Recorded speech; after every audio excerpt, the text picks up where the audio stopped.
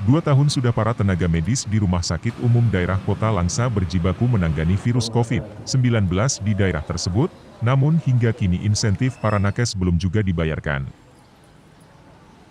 Belum dibayarnya insentif nakes tersebut diketahui saat para tenaga medis menyampaikan laporan pengaduan ke Ombudsman RI Perwakilan Provinsi Aceh di Banda Aceh beberapa waktu lalu.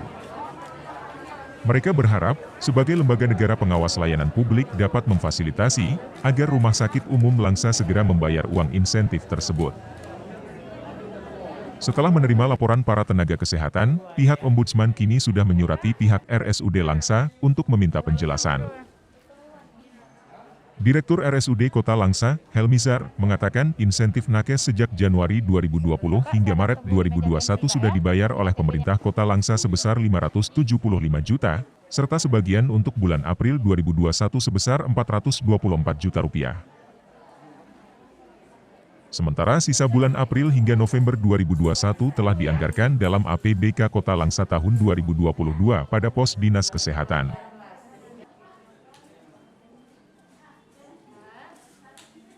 Helmizar menambahkan, dalam hal ini pihak rumah sakit hanya menginput data penerima insentif dan mengirimkan data tersebut ke Dinas Kesehatan Kota Langsa. Pihaknya juga tidak berwenang mencairkan dana tersebut, karena dana insentif langsung dikirim ke rekening masing-masing nakes. Insentif COVID di RSUD Kota Langsa, alhamdulillah untuk tahun 2020 itu mulai dari Maret sampai dengan Agustus sebagian sudah terbayarkan. Dan sisanya yang masih menjadi dialihkan dari Kemenkes ke kabupaten kota.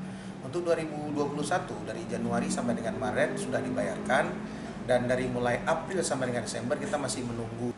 Untuk inputan berapa jumlah klaim insya Allah sudah selesai, dan data sudah didapatkan di Dinas Kesehatan dan Pemko Kota Langsa.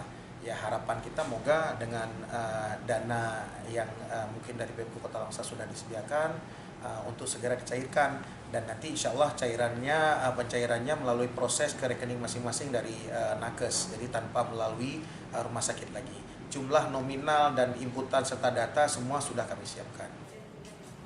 Dari Langsa, Tim Liputan Aceh Video.